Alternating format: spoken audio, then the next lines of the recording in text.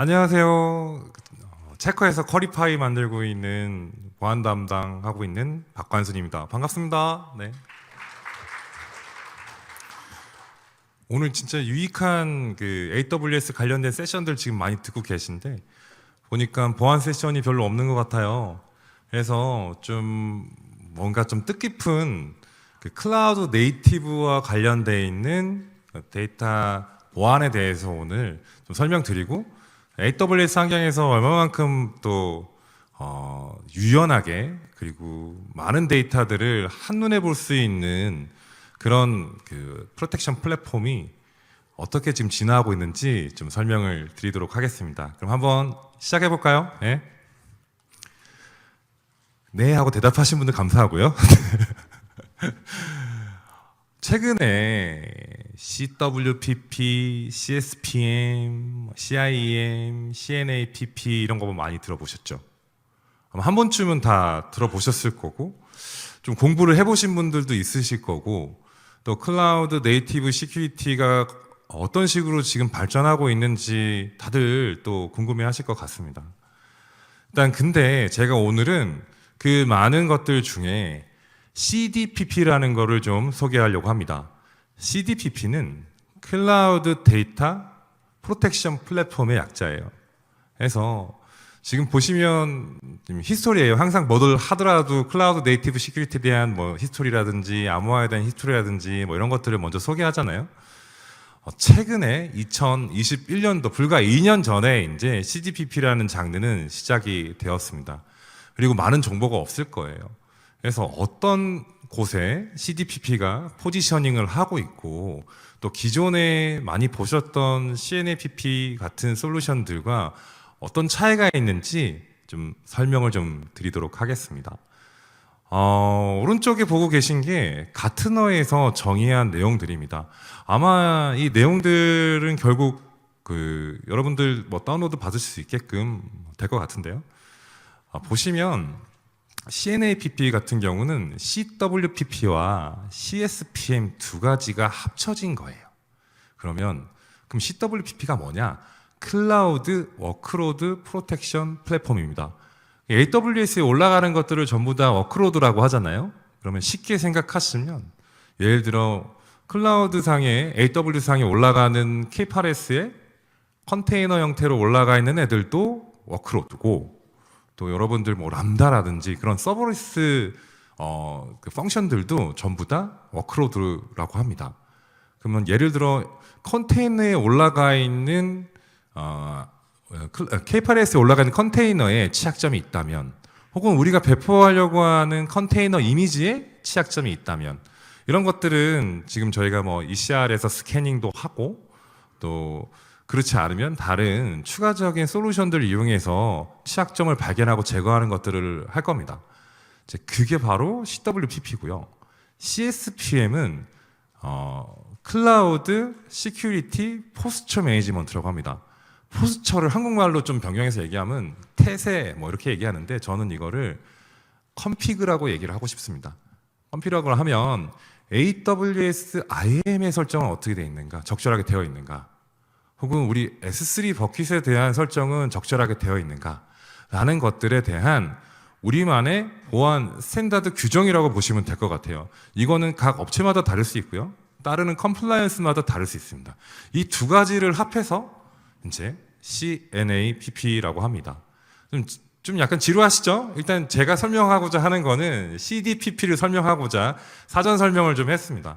그래서 이러한 정보들은 뭐 여러 가지 웨비나나 세미나 같은 것들이 많이 있으니까 한 번 더 찾아보시고요. 오늘 말씀드릴 내용은 이때까지 CNAPP에서 다루지 못했던 애들, 그게 바로 이제 데이터에 대한 내용을 좀 이야기하려고 합니다. 그래서 CDPP가 클라우드 안에서 꼭 가져야 되는 속성들, 그리고 CDPP가 해줄 수 있는 것이 무엇인지 그런 것들을 좀 설명을 해보도록 하겠습니다. 제일 먼저 제가 같은 내용이지만 밑에 이제 붉은색으로 좀 표시를 해두었어요. 보시면 기존의 레가시 환경에서 온프렘 환경이라고 하면 뭐 오라클이라는 데이터베이스 혹은 MySQL, MS SQL 같은 것들을 보호하기 위해서 DB 접근 제어 솔루션들을 사용하셨을 거라고 생각이 되어집니다. 이것을 클라우드 환경으로 가져왔다고 생각하시면 훨씬 이해가 편하실 거예요. 여기에 예전에는 우리가 데이터베이스만 관리를 했었지만 지금은 데이터베이스를 넘어서서 혹시 데이터 레이크, 또 데이터 웨어하우스, 혹은 S3 버킷 같은 오브젝트 스토리지 같은 것들까지도 다 데이터에 포함되지 않습니까? 그리고 오늘 대부분의 저희 커리 파일을 쓰고 계시는 고객분들은 AWS 쓰시는 고객이 95% 이상이에요, 사실. 근데 이제 멀티 클라우드 환경에서 메인으로 AWS 쓰시면서도 GCP나 애저 같은 것들도 쓰시는 그런 분들도 계실 거고, 또 사스 형태로 스노우플레이크라든지 데이터브릭스 같은 툴들, 그리고 또 BI 툴, 태블로, 비즈니스 인텔리전스에 대한 태블로 같은 것들을 쓰시는데, 이런 것들을 하나로 통합해서 데이터 접근 제어, 로깅, 그리고 워크플로우 전자결제, 이런 것들이 다 가능하다고 하면 믿으시겠습니까? 표정은 별로 좋지 않네요. 네, 이게 바로 그 컨셉입니다. 해서 지금 다양한 데이터 소스들을 한꺼번에 다 관리할 수 있다. 내가 데이터브릭스에 들어가서 접근 제어 설정을 하고, 또 스노우플레이크에 들어가서 로깅 설정을 따로 해야 되고, 내가 이 권한을 이 사람한테 줘야 되는데 한 번 들어갈 때마다 다른 콘솔에 들어가야 되고, 온온 누구고, 이런 것들을 개별적으로 애독 형태로 관리한다면 굉장히 힘들겠죠. 이거를 하나로 묶어주는 솔루션이 바로 CDPP입니다. 왼쪽에 보시는 것처럼 지금 보시는 프레스토라든지, 또 아래쪽에 노에스QL 같은 것들, 이때까지 현재 시장에서 관리하지 못했었던, 접근 제어를 하지 못하거나 오짓을 하지 못했었던 친구들, 이런 것들을 전부 다 관리할 수 있는 범위 안으로 집어넣는다. 깜짝 놀라셨죠? 네, 그런 걸로 알고 넘어가겠습니다. 클라우드 네이티브 데이터 엔바이러먼트입니다. 지금 다양한 환경에서 접근하세요. 일단 요즘은 이제 대세가 데이터 SQL 툴로 주로 이제 데이터 그립을 많이 사용하는데, 데이터 그립에서도 당연히 돼야 될 거고요. 그리고 또 웹 환경에서 웹 에디터를 제공한다고 하면 훨씬 더 편하겠죠. 기본적으로 그런 툴들을 구매하지 않아도 된다는 큰 장점이 있을 거고요. 또 굉장히 많은 수의 마케터들이라든지 혹은 데이터를 보셔야 되는 분들이 일정 수준의 정해진 패턴의 쿼리를 날린다고 했을 때는 가벼운 그냥 크롬 브라우저나 사파리, 이런 것들을 이용해서 이때까지 했었던 일들을 할 수 있다 그러면 여러 가지 측면에서 코스트를 낮출 수 있을 것이라고 생각이 되어집니다. 또 지금 보시는 것처럼 옥타 같은, 그리고 원로그인 같은 그 IDP들과 연동이 다이렉트로 되기 때문에 그 계정 관리라든지 그룹 관리라든지 권한 관리라든지 하는 것들을 전부 다 디렉토리 서비스에서 당겨올 수 있는 그런 엄청난 장점이 있습니다. 그러면 본격적으로 클라우드 데이터 프로텍션 플랫폼이 꼭 가져야 되는 5가지 요소에 대해서 말씀을 드릴게요. 첫 번째, 멀티 클라우드에서 동기화가 돼야 된다. 자, 그리고 또 데이터 소스를 자동으로 갖고 올 수 있어야 된다. 뒷장에서 좀 더 설명을 하겠지만, 만약에 여러분 데이터가 예를 들어서 데이터베이스가 한 5,000개 있어요. 5,000개까지는 제가 좀 오버해서 말씀드렸지만 한 100개 있다고 치면 누가 오너고, 그리고 이 데이터에 접근을 해야 되는 요소들은 어떤 것들이고, 또 자산을 어떻게 식별해야 되고 하는 그런 어려움에 봉착할 거라 생각이 되어집니다. 대부분의 그런 프로젝트를 진행하다 보면 그 자산을 식별하고 데이터를 찾아내는 데만 한 달 이상 걸리는 경우도 있습니다. 그런데 만약 우리가 AWS API를 이용해서 1분 만에 모든 데이터 소스들을 실시간으로 동기한다 그러면 엄청 편하시겠죠? 네, 그 편안함을 누리셔야 됩니다. 두 번째, 기존에 그룹핑하고 또 그리고 권한을 주고 했었던 것들을 IDP에 있는 것들을 그대로 동기화해서 사용할 수가 있어요. 즉 이제 이렇게 얘기하죠. 소스 오브 트루스라고 얘기합니다. 대부분 그거는 뭐 액티브 디렉토리가 될 수도 있고 옥타 같은 IDP가 되거나 혹은 뭐 MS 애저 AD 같은 것들이 될 수 있을 거라고 생각이 되었습니다. 거기에 그룹에 매핑을 시켜 놓으면 자동으로 퀄리파이에서 그리고 클라우드 데이터 프로텍션 플랫폼에서 해당 내용을 가져갑니다. 굳이 하나씩 컨피그를 할 필요가 없겠죠. 또 세 번째, 민감 데이터 마스킹 정책. 이거는 흔히들 잘 아실 거라고 생각이 되어집니다. 뭐 기존의 주민번호라든지 혹은 뭐 신용카드 번호, 그리고 전화번호 등등등 주로는 이제 ISMSP에서 공고하고 있는 마스킹 정책들을 따라서 뭐 이런 가운데는 이제 별표 처리를 하고 전화번호 뒷자리 4개는 별표 처리하고 하는 것들의 정책들을 저희가 이제 전체 콘솔리데이티드 된 정책 하나로 이것들을 다 커버할 수 있게끔 제공한다. 이게 또 그 하나의 요소이고요. 또 네 번째는 이제 이 했던 모든 감사 로그들 그리고 알럿을 주는 것들이 지금 지키고 계신 컴플라이언스 맞게끔 예를 들면 전자금융 감독 규정이라든지 혹은 PCI DSS라든지 ISMS라든지 이런 것들에 다 맞춰서 여러분들이 좀 간편하게 그런 컴플라이언스를 준수하시면서 감사 및 경보들을 활용하실 수가 있습니다. 마지막 그리고 이런 모든 요청들을 또 전부 다 전자결제를 외부로 태워서 사용하신다고 하면 수동으로 하고 굉장히 복잡하겠죠. 사실상 불가능합니다. 그래서 대부분 여러분들 갖고 계시는 그루비어나 전자결제 시스템을 별도로 연동하는 작업들을 대부분 하실 거예요. 하지만 이제 클라우드 데이터 프로텍션 플랫폼에서는 이런 것들을 원샷으로 제공하는 것을 기본으로 하고 있습니다. 하나씩 좀 살펴볼게요. 클라우드 동기화 간단하게 말씀드렸지만 이게 이제 저희가 사물 SSO를 지원을 하고 그리고 스킴 형태의 이제 계정을 IDP에 생성을 하게 되면 자동으로 생성시키는 형태의 기능을 제공하고 있습니다. 이거는 뭐 기본적인 그 프로토콜을 그대로 따를 경우도 있고요. 그렇지 않은 경우에도 가능하게끔 이제 API를 제공하는 경우가 있습니다.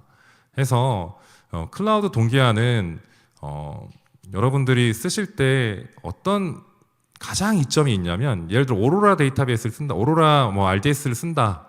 그런데 그렇다고 했을 때 주로 이제 세컨더리 쪽에 엄청나게 많은 이제 오토 스케일링 데이터베이스가 늘어날 수 있어요. 그럴 때 이것을 수동으로 하나씩 등록해줘야 된다 그러면 엄청나게 귀찮겠죠. 근데 이게 자동으로 되고 또 이제 스케일이 다시 줄어들어서 없어졌을 때 그게 값이 남아있다 그러면 더 짜증나시겠죠. 이제 그런 것들을 하지 않으셔도 됩니다. 이게 바로 가장 큰 이득이라고 이제 말씀드릴 수 있을 것 같아요.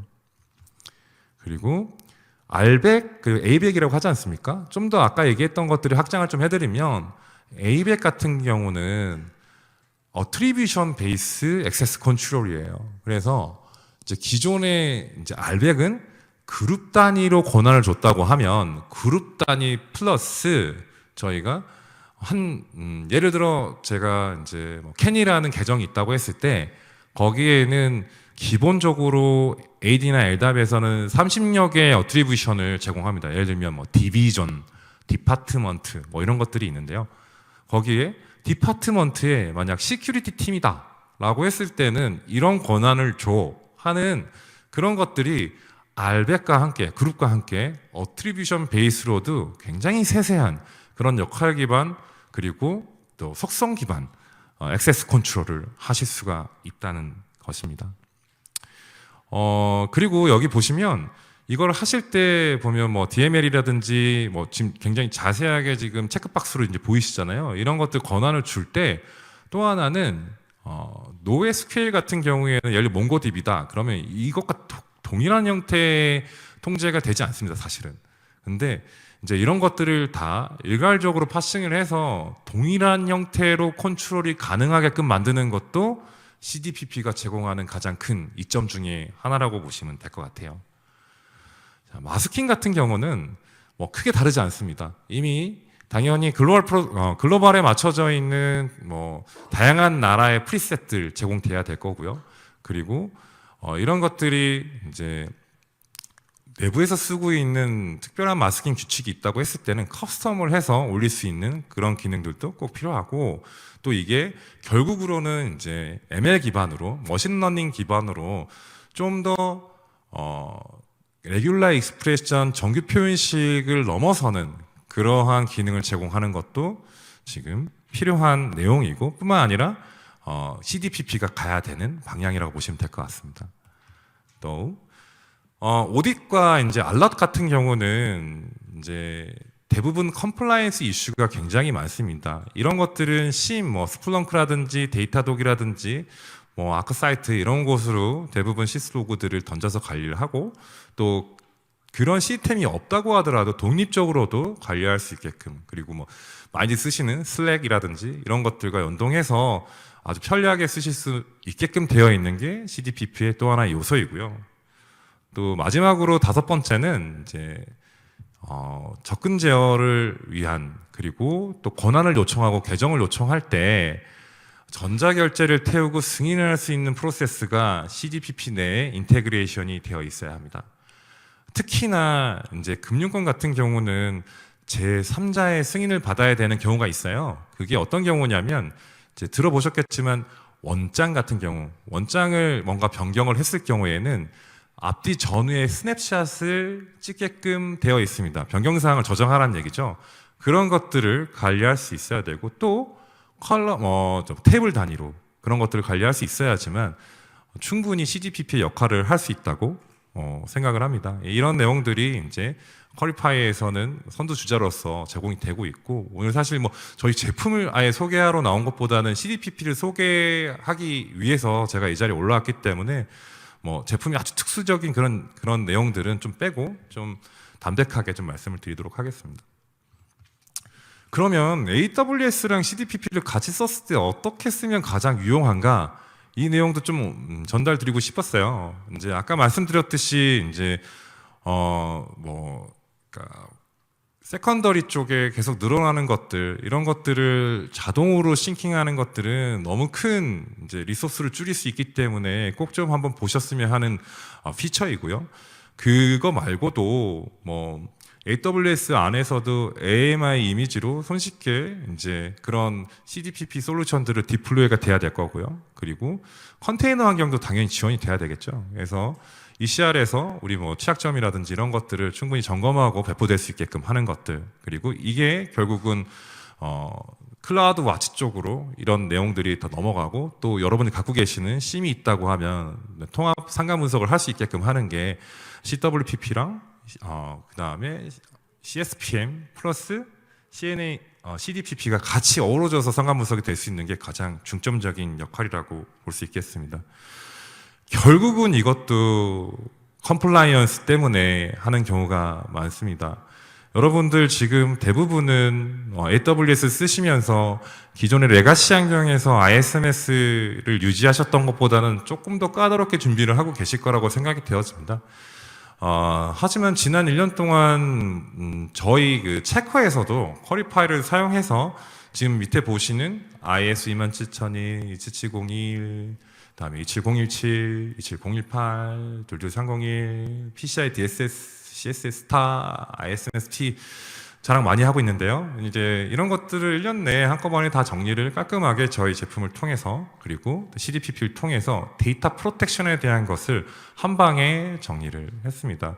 그리고 또 이 지금 컴플라이언스들은 SOC라든지 패드램프라든지 지금 글로벌에서 꼭 필요한 것들, 그리고 다양한 지금 스타트업들은 지금 미국에서 아예 셋업을 한 경우도 있으실 거고요. 그리고 또 한국에서 지금 미국인 북미나 뭐 일본 쪽으로 진출을 하시려고 하는 다양한 업체들이 있으실 건데, 그때도 지금 세상에 지금 존재하는 데이터 컴플라이언스에 관련해서는 전부 다 한꺼번에 다 관리를 하실 수 있고 인증을 받는데 아무런 이슈가 없다는 것을 좀 설명을 드리고 싶습니다. 오늘 제가 주어진 시간이 딱 20분밖에 없어서 이제 CDPP라는 그 클라우드 데이터 프로텍션 플랫폼에 대해서 좀 간략하게 이게 이런 게 있구나, 그리고 결국은 이러한 요소를 갖고 있구나 하는 정도의 설명을 좀 드렸어요. 좀 도움이 되셨는지 잘 모르겠습니다. 시간이 아주 짧게도 20분밖에 없어서 지금 딱 끝났는데요. 또 궁금하신 점이 있으시면 밖에 있는 부스에서도 저희 그 엔지니어들께서 설명을 또 해주실 거고, 저 역시도 좀 답변을 드릴 테니까요. 또 필요하시면 언제든지 오셔서 질문해 주시면 감사하겠습니다. 지루하시지 않으셨는지 모르겠어요. 예, 그럼 저는 이만 이것으로 인사를 좀 드리도록 하겠습니다. 체커의 박관순이었습니다. 네.